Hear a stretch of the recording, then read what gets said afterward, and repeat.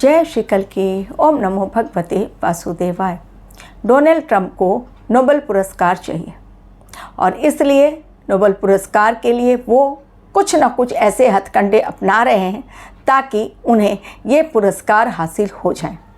इसके लिए उन्होंने अभी अपनी पीठ थपथपाने का सबसे उत्तम उपाय निकाला और वो ये कि गाज़ा की धरती पर इज़राइल द्वारा जो नरसंहार चल रहा है उसे रोका जाए और पूरी दुनिया में अपने नाम का शांति दूत के रूप में ढिढोरा पीट लिया जाए।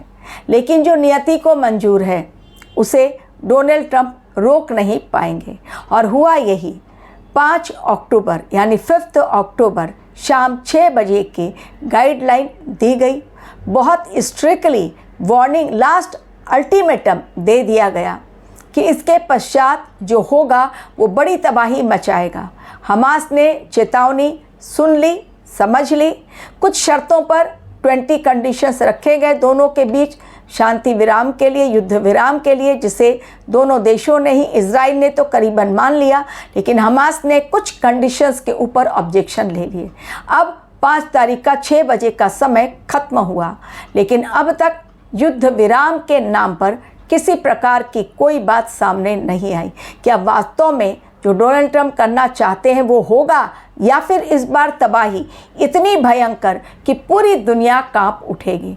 क्योंकि ऐसी ही प्रेडिक्शन दे दी गई है ऑलरेडी मेरे इस चैनल पर कि ये साल जो है युद्ध का साल है और जब युद्ध का साल होता है तो पूरी दुनिया में उस युद्ध को लड़ने के लिए युद्ध के मैदान में, रण क्षेत्र में उतरना ही पड़ता है।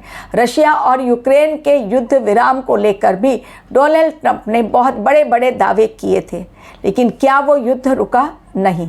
तो इजराइल और हमास के जो युद्ध चल रहा है भीषण, उसे रोकने के लिए डोनाल्ड ट्रंप भले ही एड़ी चोटी का जोर क्यों ना लगा लें लेकिन उनका ये एड़ी चोटी का जोर लगाना किसी काम नहीं आएगा क्योंकि 20 कंडीशंस जो रखे गए युद्ध विराम के लिए उसमें हमास को कई पॉइंट्स पर बहुत बड़ा ऑब्जेक्शन है।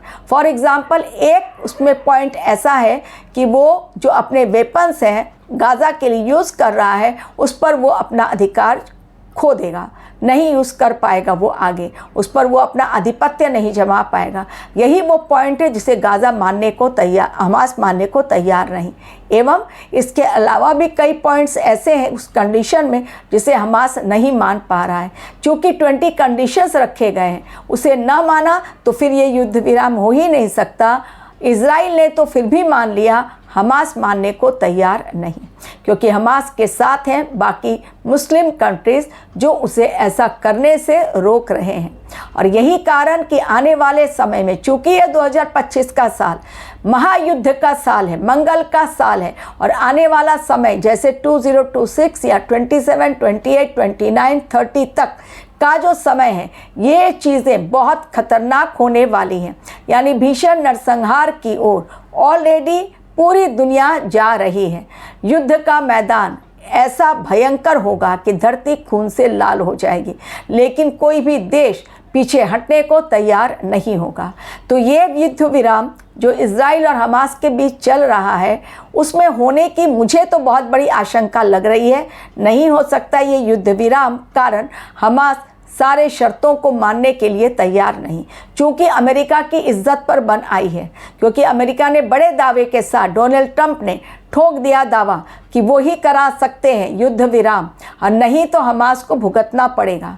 अब 6 बजे का अल्टीमेटम दिया था 5 अक्टूबर को, संडे के दिन वो टाइम ओवर हो गया। दैट मीन्स युद्ध विराम नहीं हुआ और युद्ध विराम नहीं हुआ तो अब अमेरिका बहुत बड़ी कीमत जो हमास को दे चुका है, चेतावनी चुकानी पड़ेगी। अब हमास का क्या होगा ये तो हमास ही जाने, क्योंकि एक तरफ से इजराइल द्वारा अटैक और कहीं दूसरी ओर से अमेरिका का अटैक स्टार्ट हो गया या अमेरिका ने सप्लाई करना स्टार्ट कर दिया इजराइल को कि मारो इसको, ख़त्म करो।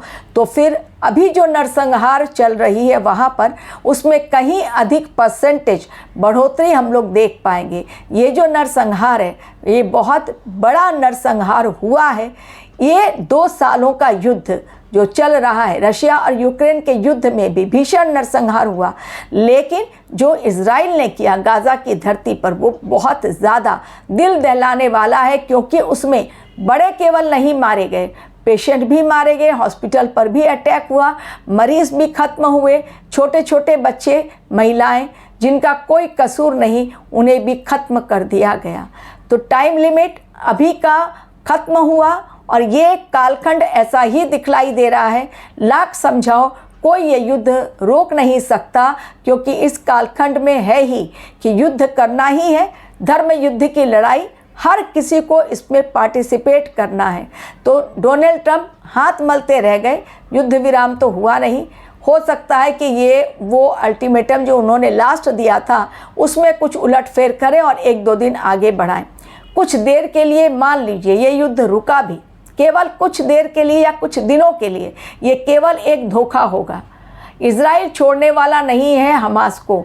ये जो युद्ध के नए नए फ्रंट खुल रहे हैं, आगे भी और खुलेंगे। ईरान और इजराइल के बीच भयंकर युद्ध होगा, इसे कोई नहीं रोक पाएगा। एक तरफ युद्ध के कारण नरसंहार और दूसरी तरफ प्राकृतिक आपदाओं के कारण भारी तबाही। अभी आप देख रहे हैं कि नेपाल से लेकर बंगाल तक और बंगाल से लेकर बिहार तक हालात बिल्कुल आउट ऑफ कंट्रोल जा रहा है जलीय आपदा के कारण। दार्जिलिंग और सिक्किम का रिश्ता बिल्कुल संपर्क जो है वो टूट गया है। दार्जिलिंग और सिक्किम का संपर्क जो है वो पूरी तरह टूट गया है। कारण लैंडस्लाइड, भीषण बाढ़, जल के कारण भयंकर तबाही, कोलैप्स हो गई बिल्डिंगें। इसके अलावा नेपाल में भी बारिश ने फिर से एक बार भयंकर रूप से कोहराम मचा दिया है। तो चीज़ें खतरनाक इस समय, इसलिए बार बार आप लोगों से मैं कहती हूँ कि लंबी दूरी की यात्रा यदि करने जाते हैं तो सावधान। पर्यटक जो गए थे दार्जिलिंग घूमने के लिए, कई सौ पर्यटक, 200-300, 400 पर्यटक दार्जिलिंग में ही अटक कर रह गए। उन्हें भी नहीं पता था कि अचानक से बारिश आएगी। जो मैं हमेशा वार्निंग दे रही हूँ आप लोगों को, अगर लंबी दूरी की यात्रा कर रहे हैं सोच समझ कर करें, क्योंकि इसमें जान को खतरा है।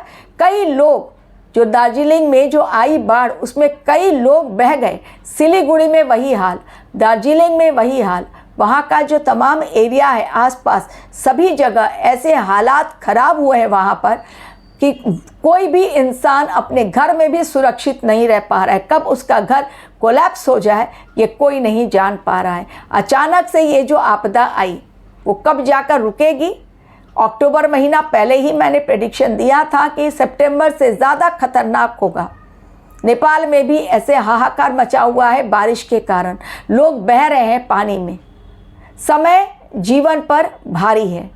एक तरफ युद्ध के कारण खत्म होगा इंसान, दूसरी ओर प्राकृतिक आपदा के कारण, वो भी जल से जुड़ी हुई बड़ी आपदा, क्योंकि जलीय राशि में शनिदेव वक्रीय हैं और 2027 तक जलीय राशि में ही वो रहेंगे। तो 2027 तक जल से जुड़ी हुई बड़ी आपदा, भयंकर सुनामी, बाढ़, लैंडस्लाइड्स, बड़े बड़े बोल्डर का गिरना, आसमानी बिजली के कारण कई जगहों पर मौतें हो रही हैं। और आने वाला समय देवभूमि उत्तराखंड के लिए भी अलार्मिंग है, वहाँ भी बारिश हो रही है। तो चीज़ें चाहे बंगाल में हो, बिहार में हो, उत्तर प्रदेश में हो या फिर उत्तराखंड, चीज़ें बिल्कुल नॉर्मल नहीं है। इस समय खतरनाक सिचुएशन बन गई है। Thank you very much for watching my